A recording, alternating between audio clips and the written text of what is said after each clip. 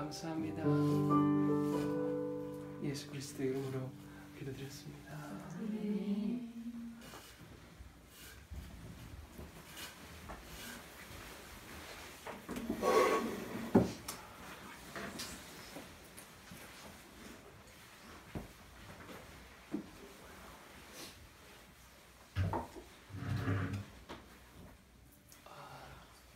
성경 하나를 검색해보고 싶은데 제 핸드폰이 녹화를 하고 있네요.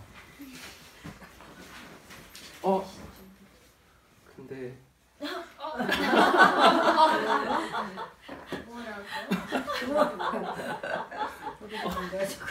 여기 자판이 났는데요.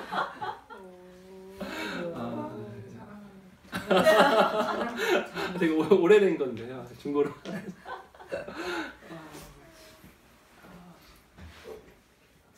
오늘 주님께서 주시는 마음이 이러시니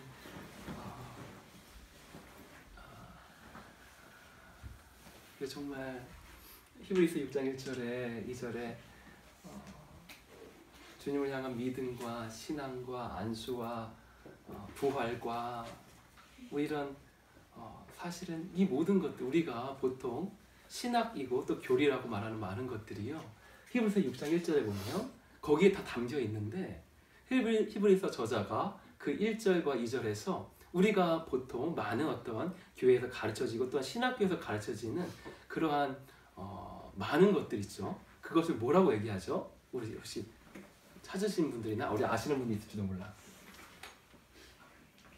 그래서 뭐냐면 죽은 행실을 회개하는 것하고 하나님을 향한 믿음과 세례와 안수와 부활과 심판 이러한 것들 결국 이러한 것들을 우리가 배우는 것들이잖아요. 교회에서. 근데 히브리서 저자가 이러한 것들을 어떻게 표현하냐면 뭐다? 초보다. 그리스도의 초보래요. 그런데 이 초보를 버리고 이 초보를 버리고 우리가 더 완전한 가운데로 들어가자고 말하고 있는 것을 볼 수 있습니다. 다시 말해서 교회 가운데 많이 가르쳐지고 또한 왕의 집에서도 때로는 이것들이 많이 가르쳐지긴 하는데 그러한 것들보다 초보다. 마치 이와 같은 것 같아요. 우리 애육 가운데에서 주님을 예배하는 가운데에 그분의 얼굴을 대면하였습니다. 그분의 임재가 애육 가운데 너무나도 확연하기 때문에 그분의 영광 가운데에서 우리가 정말 때로는 수십 년간 고민해오고 그 해답을 찾기 위해서 많이 헤매했던 그 모든 것들이 주님의 임재의 영광 가운데에서 단순히 사라지는 것들을 많이 경험하게 되는데 바로 이런 것 같아요. 우리 모두가 그리스도의 신부인데 우리 신랑 대신 그 주님의 그 얼굴을 직접 만나서 그분과 데이트를 시작하고 나니까 그분을 만나는 데 필요한 많은 조건들이 있었습니다. 많은 신학이 있었습니다. 많은 교리가 있었습니다. 회개가 무엇인지 또 뭐가 있죠? 말한 것들이 안수가 무엇인지 하나님에 대한 믿음이 무엇인지 부활이 무엇인지 영원한 심판이 그런 교훈이 무엇인지 아주 여러분이 여자분이 많으니까 남자친구를 이제 만나가지고 이제 막 데이트를 실제 시작했어요. 그러니까 이제 여러분이 남자친구를 만났을 때 어떻게 데이트를 해야 하는지에 대한 많은 지식을 배우고 많은 공부를 해줬습니다. 근데 그 모든 것들이 남자친구를 직접 만나서 데이트를 시작하니까 그 모든 지식들이 한순간에 어떻게 됩니까? 초보가 되어버려요. 초보가 되어서 버립니다. 무슨 이렇게 일주일까지는 너희들의 마음을 이 정도 열고 만났을 때는 옷을 처음 만났을 때는 이렇게 좀 단정한 옷을 입고 세 번째 만났을 때부터는 좀 더 편안하게 옷을 입고 또 만나가지고 남자친구 만나 식사를 할 때 뭐 이렇게 뭐 여러분 내가 잘 몰라 많은 것들은 이제 연애에 대한 많은 공부들이 있잖아요. 그 모든 것들이 그분 남자친구를 진짜 만나서 함께 그 데이트를 하게 되면 그 모든 것들이 정말 초보가 되어져 버립니다. 주님을 만나는 데 필요한 많은 지식들이 있습니다. 근데 그분을 직접 만나고 나면 많은 지식들이 한순간에 초보가 되어져 버리는 거예요. 초등 학문이 되어져 버리는 것입니다. 그런데 바울은 로마서에서 그 초보에 대해서 아주 길게 또 우리에게 얘기해주고 있기 때문에 그리스도에 대한 초보, 히브리서 6장 1절과 2절에 말하는 그 그리스도의 초보에 대한 그 교훈을 우리가 어떻게 무시할 수는 없는 것입니다. 그렇기 때문에 사실 제가 왜 이 얘기를 하고 있냐면 우리 여기 이제 우리 희재 자매님께서 그 제가 일본에 있었을 그때에 보내주신 어떤 그 질문이 있어요. 근데 그 질문을 갖고 우리가 좀 오늘 주님께 주시는 것도 마음을 좀 나누었으면 좀 좋겠습니다. 그런데 뭘 질문했지? 근데 그 질문이 말하자면 무엇이냐면 여러분 예수님을 배신한 두 명의 제자를 우리가 딱 떠올 수 있죠. 첫 번째 누구? 예수님 누구? 유다. 그리고 또 배신을 하고 저주하고 맹세한 또한 인간이 있죠. 바로 누구죠? 우리 베드로입니다. 근데 이 유다도 예수님을 배신한 거예요. 베드로도 예수님 배신했습니다. 근데 우리 자매님의 그 질문을 그대로 표현하면 유다는 예수님 돈 팔아가지고 그 돈 써보지도 못하고 죽었다. 그 돈 써보지도 못하고 억울하게 죄책감 가운데에 자살한 거잖아요. 그쵸? 그러니까 뭐 할렐루야 예수님 이게 아니라 죄책감을 가졌어요. 그리고 자살할 만큼의 그 죄책감 때문에 사로잡혀 있었습니다. 그런데 우리가 보통 얘기하죠. 유다는 어떻게 했습니까? 쉽게 말해서 천국 갔습니까? 지옥 갔습니까? 지옥 갔다 우리 모두가 알고 있잖아요. 여전히 지금 시대 가운데에 많은 이 기본적인 성경에 대한 기본적인 지식들마저 다 이렇게 무너진 시대 가운데에서 만인 구원론 이러한 예를 들면 다시 말하면 예수님을 들어보지 못한 사람들도 그냥 다 구원 얻는 거다. 한 하나님이다. 이러한 잘못된 교리가 우리 가르쳐지고 있지만 그러나 우리는 알고 있죠. 그런데 베드로는 어떻게 했죠? 베드로는 똑같이 주님을 배신했어요. 똑같이 배신했는데 우리가 베드로는 어떻게 합니까? 그 베드로의 죽음으로 주님께 어떻게 영광을 돌릴지를 예수님께서 디베라 바닷가에서 예언하시고 다시 말하면 베드로는 거꾸로 달려서 죽었잖아요. 그렇게 영광스럽게 죽음마저도 주님을 영광스럽게 하는 그 최고의 죽음 가운데에 또한 이 계시록에 말하는 어린 양의 12사도 그 기둥에 기록되어져 있는 그 어린 양의 12사도 중에 한 명이 되는 그런 영광을 베드로는 얻게 되었습니다. 한 명은 지옥 같고요. 한 명은 새 하늘 새 땅까지 들어가서도 쓰여져 있는 최고의 영광스러운 그런 자리를 얻게 된 것이에요. 둘 다 배신했습니다. 한 명은 그냥 할렐루야 하면서 그냥 이 배신한 유다 그랬던 건 아니에요. 죄책감 때문에 자살할 만큼의 그런 죄책감도 있었습니다. 근데 왜 유다는 또 왜 베드로는 이러한 것들 오늘 아까 기독관 나왔지만 왜 사울은 또 왜 다윗은요? 주님께서 분명히 둘 다 택했는데 우리 이러한 것들에 대해서 우리가 오늘 좀 나눠봤으면 좀 좋겠습니다. 근데 우리가 이 자매님께서 보내주신 메시지 하는 모습이면 그러니까 회개했기 때문인가 그렇게 쓰여 있었었죠, 그렇죠? 예. 그러니까 우리가 알고 있는 건 뭐냐면 회개하는 거예요, 그렇죠? 회개하는 것입니다. 회개한 자에게는 은혜가 있습니다. 다시 말해서 구원이 있는 것입니다. 그런데 회개라는 것은 맞긴 맞는데 우리가 정말 이 가장 말하자면 이거는 정말 좀 이 기초적인 거예요. 우리가 많은 복음의 여정에 대해서 많이 나누고 있는데 가장 기초적인 바로 그것에 대해서 오늘 좀 나눴으면 좋겠습니다. 그래서 분명히 베드로는 회개했기 때문이고 유다는 회개하지 아니한 거예요. 맞는 말입니다. 그런데 회개가 우리가 보통 이야기하는 것은 무엇이냐면 내가 지은 죄에 대한 반성, 내가 이렇게 죄를 지었구나, 오호라, 내가 이렇게 죄를 지었다. 내가 죄 지은 것에 대한 이 슬픔과 그 고통스러운 마음, 그리고 이것에 대한 반성하는 마음이 우리가 보통 뭐라고 생각하죠? 회개라고 생각할 때가 많습니다. 그런데 회개의 원래 헬라 원어는 메타노에오인데 다시 말하면 그건 뭐냐면 돌이키는 게 회개예요. 여러분 여기까지 많이 들어보셨죠? 돌이키는 게 회개입니다. 돌이키는 게 회개예요. 이것이 실제적으로 어떻게 나눠져야 되는 것이냐면 다시 말하면요. 회개는요. 어떠한 방향을 지금 내가 향하고 있는지가 바로 회개했는지 아니한지를 말해주는 것입니다. 나의 지금 방향성이 어디 있냐? 돌이킨 거예요. 메타노에는 돌이키는 것입니다. 돌이켰다면 이제 나는 여기를 바라보고 있을 때 난 지금 어디를 바라보니까 이제 돌이켰으니까 나는 이쪽을 바라보는 거예요.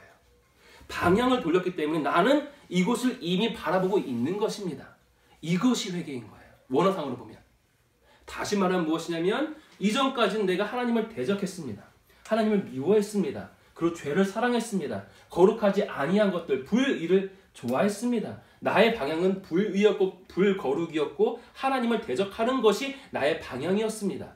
회개는 뭐냐면 단지 그걸 한탄하는 것이 회개가 아니라 돌이킨 거예요. 다시 말해 이제 나의 방향은 무엇입니까? 하나님입니다. 이제 나의 방향은 거룩입니다. 이제 나의 방향은 의로움인 거예요. 이제 나의 방향은 하나님을 대적하는 것이 아니라 생명을 다해 주님을 사랑하는 것이 내가 지금 향하고 있는 방향입니다. 이것이 회개예요. 다시 말하면요. 유다와 베드로는요. 둘 다 죄책감을 느꼈어요. 한 명은 자살할 만큼의 죄책감을 느꼈고요. 베드로는 어땠습니까? 고통스러워가지고 이제 주님을 떠나가지고 물고기 잡고 있었습니다. 근데 눈으로 보기에는 누가 더 죄책감 더 커? 솔직히 유다가 자살할 만큼 죄책감 느낀 거예요. 죄에 대한 느낌이 있었습니다. 그런데 방향이 무엇인가예요? 방향. 회개는요 한순간이 아닙니다. 어떠한 방향을 향하고 있었냐를 말하는 거예요. 다시 말하면 베드로는요 이미 복음서에서 기록되어 있지만 베드로는 주님을 배신하기 원했습니까? 그것이 베드로의 방향이었습니까? 아니면 베드로는 생명 다해 이미 주님을 사랑하기 원했습니까? 예수님께서 너 나 배신할 거야. 그런데 아니요. 남들보다 내가 좀 더 사랑합니다. 물론 그것이 베드로의 자기 인간의 열심이었지만 그럼에도 불구하고 베드로의 방향은 이미 주님이었습니다. 이미 의였습니다. 이미 거룩이었습니다. 그 방향은 이미 방향은 여기였던 거예요. 그런데 유다는 어떠합니까?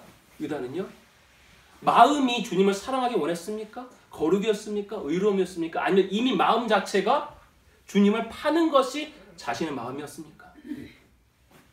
유다의 마음은 의가 아니었어요. 거룩이 아니었어요. 주님을 사랑하는 것이 자신의 방향이 아니었어요.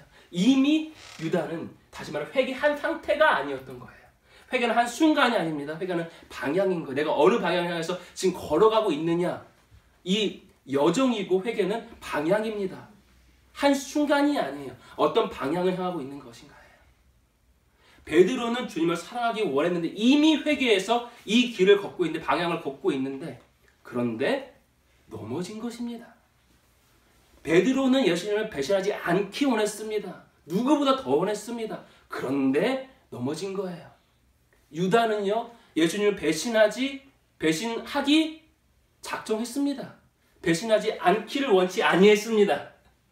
유다는 배신하고 싶었습니다. 이미 유다의 방향은 여기였습니다. 다시 말해서 방향이 완전히 반대였기 때문에 둘의 차이는요. 하늘과 끝의 차이인 거예요. 베드로는 주님을 사랑하기 원했지만 우리가 넘어진 것입니다. 넘어짐이 있습니다. 우리 삶 가운데에 회개가 무엇이냐면 여러분의 삶 가운데 일하는 많은 죄악들로 말미암아서 죄책감을 느끼냐 아니냐가 회개가 아니에요. 여러분이 어느 방향을 향해서 가고 있느냐가 바로 회개를 결정하는 것입니다. 나는 거룩을 원하는데 의를 원하는데 주님을 생명 다해 사랑이 원하는데 이웃을 나의 마음과 뜻과 정성을 다하여서 주께서 사랑하신 것처럼 사랑하기 원하는데 그러한데 그렇지 못하고 넘어지는 것들 우리 모두가 넘어집니다. 방향은 주님인데 사랑이고 의인데 넘어지는 거예요. 하루에 7번씩 70번이라도 우리는 넘어집니다. 그러나 우리는 회개한 자입니다. 생명이 우리의 목적입니다. 주님이 우리의 목적입니다. 주님을 생명 다해 사랑하는 것이 우리의 목적입니다. 주님께서 우리를 사랑한 것처럼 우리가 서로를 사랑하는 것이 우리의 목적입니다. 이미 우리는 그것에 방향을 해서 나아가고 있습니다. 그런데 육신이 약해서 하루에 7번씩 70번도 아니라 세상에 70번씩 70번이라도 우리 넘어집니다. 그러나 그때마다 우리는 회개한 자고 이미 이 길을 걷고 있기 때문에 주님께서는 오셔서 다시 일어나자 너 할 수 있다. 다시 일어나자 너는 할 수 있다. 그때마다 우리에게 힘을 주시고 우리가 할 수 없는 그 사랑과 거룩과 의를 주의 성령께서 우리 안에 계시고 그리스도께서 성령을 통해서 우리 통해서 사심으로 말미암아 우리가 맺을 수 없는 그 거룩과 의의 열매를 성령께서 우리를 통해서 계속 맺어 가십니다. 그런데 교회 가운데 이 많은 사람들이, 많은 신실한 주의 종이 똑같이 본 퍼센트입니다. 시대를 넘어서, 지역을 넘어서. 그 말은 무엇이냐면 이거는 정말 성경에 기록된 계시는 아니지만 우리가 그만큼 신뢰할 만한 계시라는 거예요. 지역을 무슨 아시아, 유럽 이런 걸 다 떠나서, 또한 이 시대를 떠나서 신실하신 주님의 종들이 똑같이 주님께 계시를 받았습니다. 무엇이냐면 교회에 오는 80%가 어떠하다? 구원받지 못했다고 말해요. 교회에 오긴 하는데 다시 말하면 회개한 자가 아닌 거예요. 회개한 자가 아닌 거예요. 마치 유다와 같이 회개한 자가 아닌 거예요. 방향이 주님을 향하지 않고 있는 거예요. 방향이 생명 다해 주님을 사랑하는 것이 아닌 거예요. 방향이 이웃을 주님께서 사랑하신 것처럼 사랑하는 것이 아닌 거예요. 회개하지 아니하였습니다. 이미 마음 가운데 유다와 같이 이미 주님을 생명 다해 사랑하지 않습니다. 이미 이웃을 내 몸과 같이 사랑하지 않습니다. 이미 불의, 이미 이 거룩하지 아니한 것이 이미 마음 가운데 그것을 목적입니다. 그것이 이 사람의 기본적인 마음의 상태입니다. 다시 말하면 회개치 아니한 거예요. 이러한 자들한테는요 구원이 없습니다. 유다와 베드로는 겉으로 보기에는 심지어 유다가 더 죄책감 가운데 자살할 만큼의 그러한 이 죄책감에 있었던 것처럼 보일지라도 유다는 회개한 자가 아니었습니다. 그러나 베드로는 회개한 자였습니다. 하늘과 땅의 차이인 것입니다. 더 실질적으로 말하면요, 여러분 막 그냥 세상 가운데에서 아주 그냥 막 알코올과 마약 중독 가운데에 있다가 주님을 만났어. 근데 진짜 주님을 만났어. 그래서 주님을 향해서 생명 다해 내 삶을 바치고 싶어. 그리고 진짜 거룩과 의와 성경이 말하는 그 삶을 살고 싶은 것이 그 사람의 목적이에요. 다시 말하면 회개한 것입니다. 죄책감을 느끼는 것이 회개가 아니라 방향성인 거예요. 메타노예요. 회개한 거예요. 그런데 이 사람이 한번 넘어지면 어떻게 넘어질까요? 어마어마하게 넘어져요. 심지어는 막 이 깜빵에 들어갈 수밖에 없는 죄악들을요, 또 어마어마하게 자주 지을 수가 있습니다. 그런데 이 사람의 마음 어떠해요? 생명이 목적이에요. 방향을 돌렸습니다. 그런데 모태신앙자들이 있습니다. 삶 가운데 죄 지어본 게 담배 한번 펴본 거예요. 지나가다가 옆에 사람 너 미워!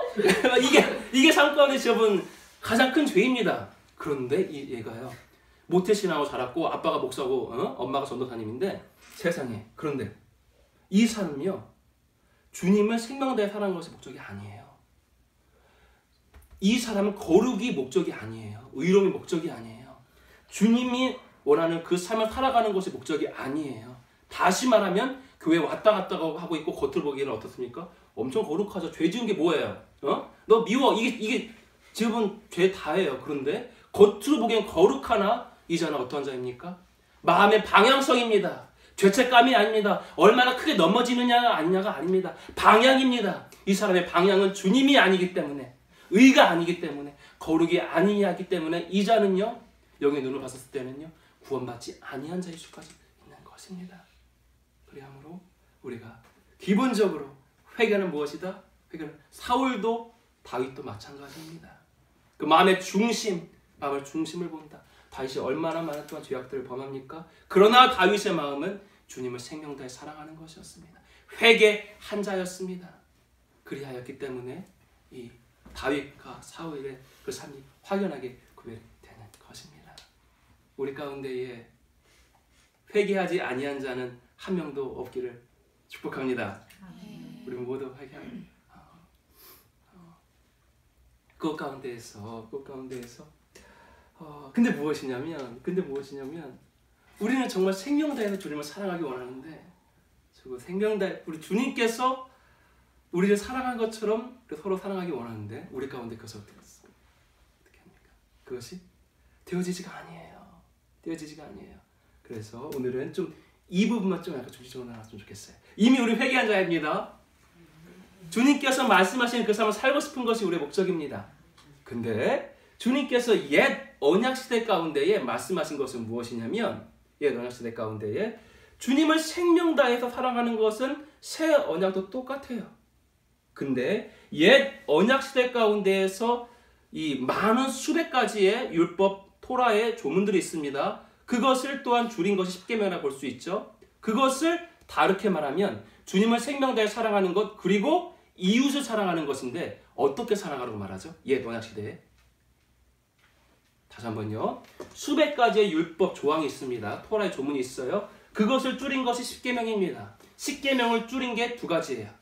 하나님을 생명 다해 사랑하는 것, 두 번째 이웃을 사랑하는 건데, 옛 언약 시대에 이 이웃을 사랑할 때 그 앞에 붙는 이 표현이 있습니다. 어떻게 사랑하는 거죠? 이웃을? 내 몸같이 사랑하는 거예요. 다시 여러분 좀 다 아십니다. 옛 언약이에요. 옛 언약.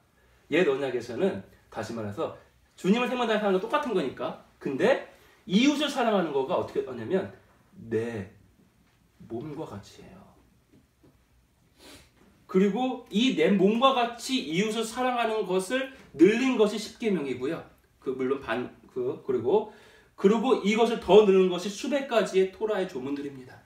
결국 내 몸과 같이 사랑하는 것을 어떻게 사랑하는지를 다 쓰여준 것이, 하지만 초등학문이 바로 이 율법의 토라의 조문들이었어요. 그런데 바울이 뭘 말하죠? 바울이 로마서 7장에서 뭘 말하냐면 이 토라의 조문들, 옛 언약의 옛 계명입니다. 옛 계명을 지키려고 하는데 내 몸과 같이 이웃을 사랑하는 게 돼야 안 돼? 안 돼요. 안 돼요. 안 돼요. 만약 여러분 된다고 생각하면요, 여러분 그러면 예수 그리스도가 필요 없습니다.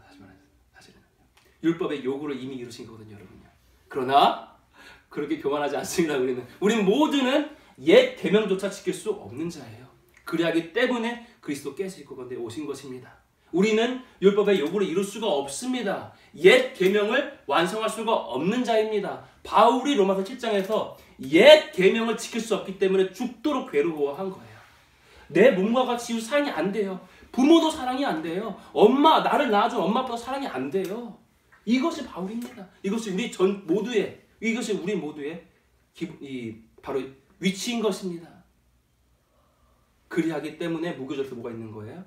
6월절 다음에 무교절에 자의 죽음이 있는 거야. 나는 안 된다는 거. 오호라 나는 공고한 사람이로다. 누가 이 사망의 몸에서 누가 나를 건져낼 것인데. 안 됩니다. 우리 모두가 안 됩니다. 그런데 주님께서 무슨 말을 하십니까? 새 계명을 주시는데 그리스도께서 오셔서 우리가 이룰 수 없는 이 율법의 요구를요 완전히 다 이루셨어요. 다시마 생명 다해 주님 사랑하고 생명을 바쳐서까지 우리를 사랑하는 그때 육신으로 오신 그리스도는 우리가 이웃이었죠. 우리 이웃을 사랑하는 그 율법의 요구를 십자가에서 완성하셨습니다. 이분은 이루셨습니다. 근데 이분께서 율법의 요구를 완성하시고 나서 우리 가운데 새 언약을 체결하시고 뭘 주십니까? 새 계명 주세요. 새 계명. 근데 이제 할렐루야. 너희는 안 된다고 깨달았지? 넌 안 돼. 내가 율법 요구 완성할게. 내가 완성했다. 자, 얘들아 이제는 이 옛 계명은 너무 힘들었어. 너무 무거웠어. 너무 짐이었어. 너 할 수 없어. 그러므로 이제 새 계명을 내가 너에게 주노니 옛 계명의 그 무거운 짐이 아니라 아주 가벼운 짐이야. 다시 말해서 옛 계명만큼의 수준은 아니고 좀 더 내가 수준을 낮춰줄게. 내가 그렇게 무겁지 않냐. 가벼운 걸 줄 거야. 라고 하셨습니까? 아니면 새 계명이 옛 계명보다 훨씬 더 어렵습니까? 다시 한번요. 옛 계명에서는요. 내가 육신으로만 가늠하지 않으면 전 가늠하지 않은 자예요. 저 의롭습니다. 새 계명은요. 내가 마음으로 음욕만 품어도 저는 가늠한 자예요. 옛 계명에서는요. 제가 누굴 죽이지만 않은, 내가 도끼 들고 설진 목사님처럼 누굴 찍고 죽이지만 않았다면요. 저는 살인하지 아니한 자예요. 새 계명은요. 마음으로만 누구를 미워해도 저는 어떠한 자입니까? 살인한 자입니다. 그리스도께서 오셔서 우리가 이룰 수 없는 그 율법의 요구를 완성하시고 이제 너희가 가볍다. 내 멍에와 내 짐은 가볍다라고 얘기하셨는데 그리고 새 계명을 주셨는데 이제 그만큼은 아니야. 좀 내가 가볍게 해줄게가 아니라 더 비교도 할 수 없을 만큼 더 무거워졌어요. 내 몸과 같이 사랑하는 것이 그 옛 계명을 줄인 건데 새 계명은 무엇입니까? 똑같이 서로 사랑하는 건데요. 새 계명을 한마디 줄이면 무엇입니까? 이미 줄어져 있지만 뭐예요? 주께서 너희를 사랑한 것 같이 해요. 너희를 사랑한 것 같이. 옛 계명은요, 내 몸과 같이만 사랑하면 됩니다. 내가 나를 사랑하듯이 사랑하면 돼요. 새 계명은요, 주님께서 나를 사랑한 것 같이 사랑해야 되는 것입니다. 말이 안 됩니다. 이건 이룰 수가 없습니다. 우리는 옛 계명도 지키지 못해서 로마서 7장처럼 우리는 죽었습니다. 우리는 안 됩니다. 우리는 못합니다. 가능치 아니합니다. 오호라 나는 곤고한 사람입니다. 이 사망의 몸에서 누가 나를 건져낼 것입니까? 정말 여러분이 회개한 자라면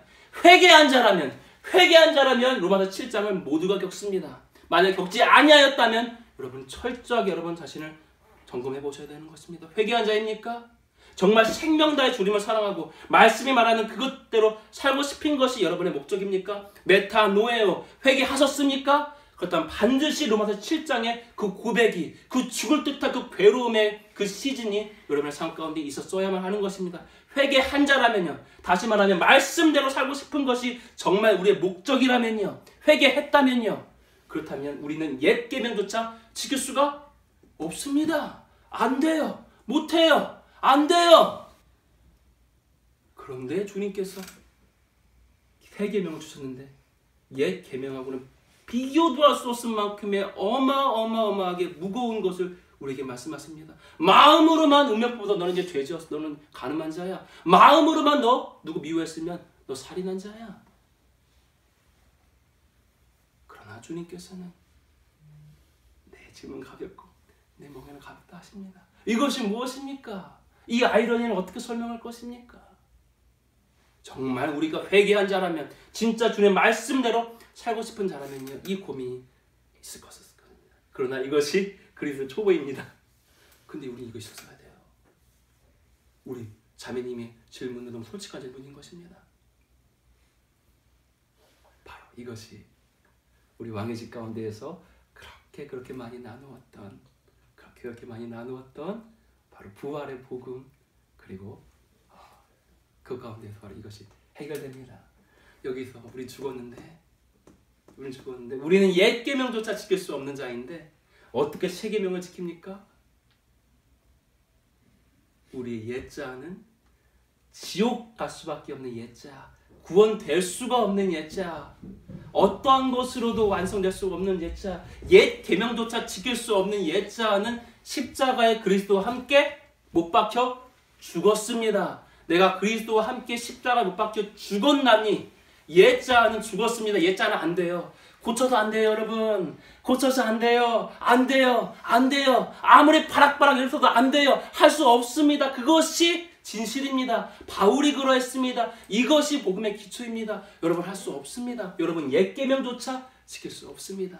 그러나 내가 그리스도와 함께 십자가에 못 박혀 죽었나니 그런즉 이제는 내가 옛자가 옛 계명도 지킬 수 없는 옛자가 사는 것이 아니요 내 안에 그리스도와 함께 부활한 새 자가 사는 것이니 그것은 누가 사는 것입니까? 그리스도께서 사시는 것이라. 내가 이룰 수 없는 그 삶, 성화라고 말하는 그것조차도요 이제는 내가 이루는 것이 아니라 그리스도께서 내 안에 이루 가심으로 말미암아 우리가 옛 계명도 지킬 수 없는 자였는데 이제는 내 안에 성령을 통하여서 그리스도께서 사십니다. 여러분 가운데에 모두 한 명 가운데에 성령을 통하여서 그리스도께서 사십니다. 그리스도께서 사십니다. 주님이 정말 사십니다. 내가 할 수 없는 그 완전한 거룩, 완전한 의, 그리고 새 계명, 주께서 우리를 사랑한 것처럼 서로 사랑할 수 있는 그 말도 안 되는 그것을요 주님께서 정말로 내 안에서 행하고 계세요. 바로 이것이 복음의 바로 완성인 것입니다. 이것이 복음의 완성인 것입니다. 그러므로 주님께로 내가 사는 것이 아니라 그리스도께서 사시는 것. 우리가 그렇게 자주 했듯이 나뭇가지인데 나뭇가지가 파락파락 애를 써도 안 돼. 아무리 열매도 못 맺어. 그런 나무에게 나무이신 그리스도께 붙어 있기만 하면 저절로 열매를 맺는 그것처럼 주께로 나아오는 자들, 주께로 나아오는 자들, 생명의 근원이신 주님께로 나아오는 자들은요, 내가 할 수 없는 그것이 주님께서 그 안에 사심으로 말미암아 이 삶은요, 옛 계명보다 훨씬 더 무거운 계명인데 이 계명은요 무겁지 아니합니다. 주님의 멍에와 주님의 집은 무겁지 아니합니다. 그것은 가벼운 짐입니다. 주님의 임재 가운데에서 그분의 영광 가운데에서 우리가 머물러 안식하며 그 생명수를 먼저 마시려고 해줬을 그때에 포도나무는 내버려두고 우리가 바락바락 열매 맺으려는 것이 아니라 주님께로 나와 그분께 붙어 있어서 그분께서 내 안에 생명을 흘려보내셔서 우리를 통해서 열매를 맺으려고 하셨을 그때에 그 삶은요 어려운 삶이 아닙니다. 그것은요 무거운 삶이 아닙니다. 그것은 고통스럽고 괴로운 삶이 아닙니다. 그것은 이루어질 수 있습니다. 새 계명은 이루어질 수 있습니다. 주님께서 우리를 사랑한 것 같이 말도 안 되는 그 십자가의 사랑을 우리는 맺어갈 수 있습니다. 우리 할 수 있습니다. 우리 거룩해질 수 있습니다. 우리는 의로워질 수 있습니다. 예수님처럼 바울처럼 그렇게 살 수는 없을까? 이거는 언제까지의 찬양이에요? 무교절 이전이에요. 무교절 이전까지의 찬양입니다. 이제 우리 찬양 어떻게 바뀝니까? 나의 못난 자가 나를 공곡해 하니 네 그때는 있어요. 무교절에 그래야 해요. 내 자아는 나의 못난 자아는요 할 수 없어요. 안 돼요. 안 돼요. 안 됩니다. 안 돼요. 내 자아는 안 돼요. 그러니까 십자가와 함께 죽여버려야 됩니다. 얘는 안 됩니다. 지옥 가야 됩니다. 함께 그리스도와 십자가 밖에 죽어야 되는 것입니다. 그러나 그리스도와 함께 부활한 자는 이제 이렇게 찬양할 것입니다. 예수님처럼 바울처럼 나는 살 수 있다. 내 안에 그리스도께서 사심으로 이제 내가 사는 것이 아니요 나의 옛자가 사는 것이 아니요 그리스도께서 내 안에 사심으로 말미암아 예수님처럼 바울처럼 난 살 수 있다. 주께서 행하신 일도 하리요 그보다 더 큰 일도 행할 수 있는 그 삶은 우리 모두가 살 수 있는 것입니다. 함께 부활했습니다. 그리스도 함께 부활했습니다. 그리스도 함께 부활했습니다. 여러분의 그리스도께서 사시게 하십시오. 그리스도께서 사시게 하십시오. 용서할 수가 없는 심하게 말하면 죽여버리고 싶은 그 사람도 우리 사랑할 수가 있습니다. 용서할 수가 있습니다. 나는 안 돼요. 그러나 그리스도께서 내 안에 사심으로 말미암아 우리는 그것을 할 수 있는 것입니다. 왜 이 삶은 무거운 삶이 아닙니까? 왜 이 삶은 어려운 삶이 아닙니까? 주님께서 말씀하셨기 때문입니다. 내 짐은 내 멍에는 가볍다. 다시 한번 말하지만 멍에는 뭐라고요? 멍에는 내 멍에가 내 짐이 이만했는데 예수님은 요만해 바꿔 가지는 게 아니에요. 다시 한번 말이야. 어미소가 있어요. 나예요. 내 짐이 이만했어. 예수님은 요만했어. 근데 서로 나눠 가져 이제 할렐루야. 예수님 가벼운 짐 가진 게 아니라 이게 아니에요. 이제는요 새 계명이요 다시 말하면요 옛 계명은 짐이 이만했어요. 새 계명은 짐이 이만합니다. 옛 계명과 새 계명은 비교도 할 수 없을 만큼의 이건 말도 안 되는 이건 못 지켜요. 마음으로만 가늠하고 마음으로만 음욕 마음으로 미워해도 살인한 건데 이걸 우리가 어떻게 지켜요? 옛 계명보다 새 계명은요 훨씬 무겁습니다. 훨씬 이것보다 더 커. 그냥 이게 뚫고 나가야 돼. 새 계명은 더 무거워. 그런데 뭐라고 할 주님께서 가볍대요. 왜냐하면 멍에는 이게 아니라 멍에는 뭐다? 널빤지. 멍에는 널빤지예요. 연결되는 거예요. 주님과 연결되는 것입니다. 주님께서 가는 대로 따라만 가는 거예요. 새 계명의 삶은 바로 이 삶입니다. 이제 주님께서 인도하신 대로만 따라가는 거예요. 성령께서 인도하신 대로만 따라가는 거예요. 그러면 어느샌가 내가 맺을 수 없었던 옛 계명조차 지킬 수 없었던 내가 새 계명마저 완전하게 지키고 있는 그 삶을 살고 있는 것을 우리 모두가 경험하게 될 것입니다. 그리하여서 그리하여서 이 가을절기 가운데에 봄절기, 무교절과 아주 비슷한 절기 있다고 했죠. 뭐라고 했죠? 그것이 바로 속죄절이에요. 속죄절. 다시 말하면 무교절은 나의 옛자가 나를 거룩하게 하려다가 죽는 거예요. 그런데 가을절기의 속죄절은요, 똑같은 거룩을 향해 나아가는데요, 완전히 주체가 다릅니다. 옛자가 거룩하게 하려다가 죽는 게 무교절인데, 속죄절은요, 내가 맺는 게 아니라 성령께서 여러분 가운데에 사심으로 말미암아 점도 티도 흠도 주름도 누룩도 없는 완전한 정결한 삶을 살게 되는 것입니다. 누가? 여러분이요. 여러분 모두가 점도 티도 흠도 주름도 누룩도 없는 주 여호와의 거룩한 신부가 될 것입니다. 여러분 안에 살고 계시는 성령으로 말미암아 여러분 모두가 그 정결한 신부가 될 것입니다. 그리고 나서 마지막 절기가 있습니다. 장막절입니다. 장막절이 예표하는 것은 무엇이다? 무엇이다? 아버지의 나라, 하나님의 나라. 우리가 아까 이미 찬양했듯이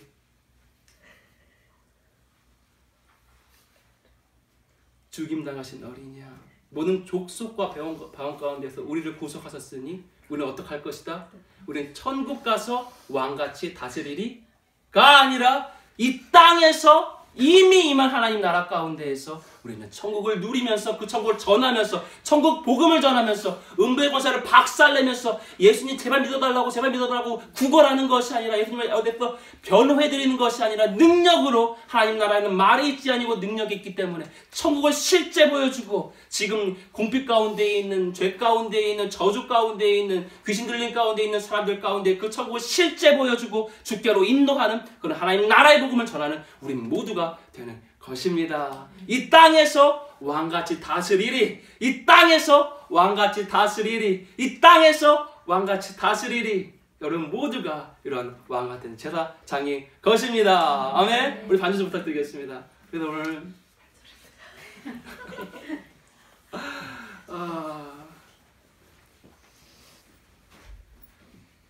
우리가 모두 앉아 계시기 때문에 자 우리 둘둘씩 짝지어가지고요. 우리 이 복음이 또 딱 맞았어요. 딱 맞아. 일단은 우리가 서로에게 이렇게 축복했으면 좋겠습니다. 여기 있는 사람은 다 회개한 자로 믿어요. 그런데 우리 가운데에 그 어떤 회개의 우리는 모두 회개한 자이지만요. 우리 가운데에 이 어떤 회개해야 되는 것들이 완전하게 어떠한 정립되지 않은 부분이 있다면 오늘 완전히 회개 가운데 들어가기 원합니다. 우리의 삶이 이제 전체 완전히 우리의 메타노에어 돌이킵시다. 우리의 방향은 이미 주님이었고 거룩이고 의였지만 조금이라도 어떤 먼지와 같은 부분들이 우리 가운데 있었다면 그것이 완전히 털어나가기 원합니다. 우리는 우리의 완전히 메타노에어 회개해서 우리의 삶이 완전히 주님이고 완전히 생명다의 주님을 사랑하는 것이며 완전한 거룩과 의인 그러한 회개가 우리 가운데 완전히 이루어지도록 우리가 서로가 서로를 위해서 좀 약간 축복해지는 시간 가졌으면 좋겠습니다.